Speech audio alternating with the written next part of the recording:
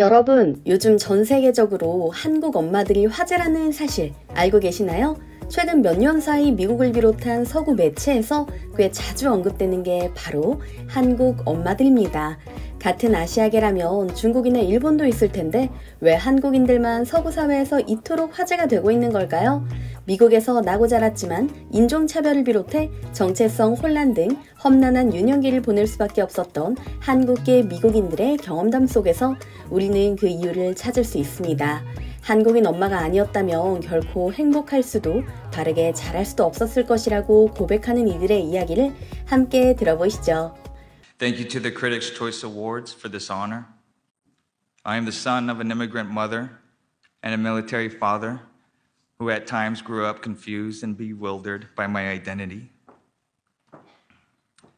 Now, I know I was never half of anything.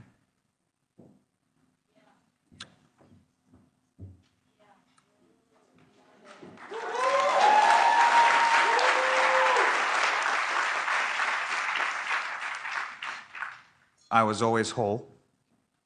I stand today in front of my mother.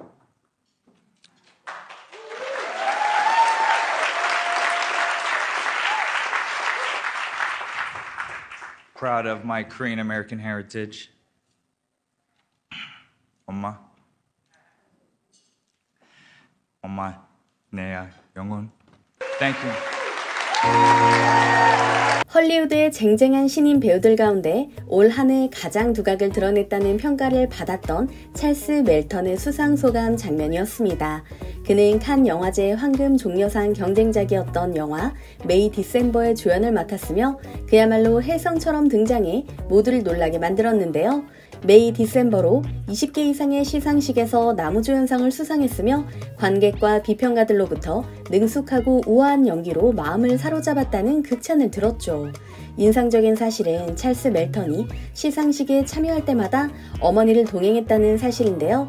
한 미국 매체와 인터뷰에서 찰스 멜턴은 그 이유를 밝혔습니다. 바로 이렇게 말이죠. I just love my mother, man.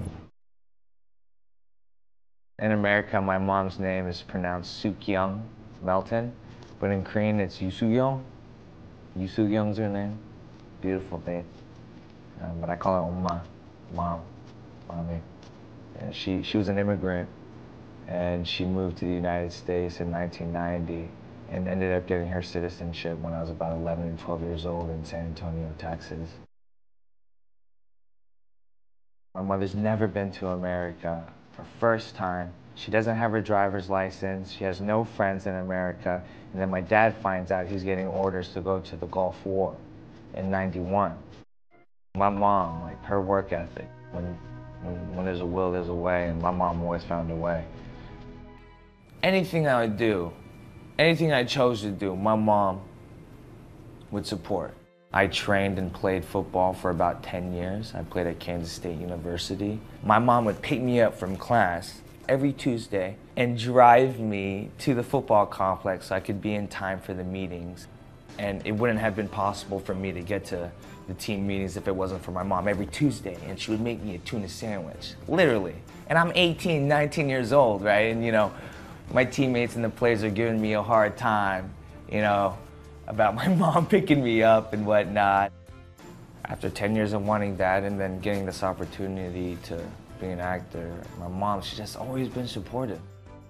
I remember my mom, she packed 60 cans of tuna, 60 cans of chicken noodle soup, and I remember her giving me a hug inside the garage before her and my father and my sisters waved goodbye to me.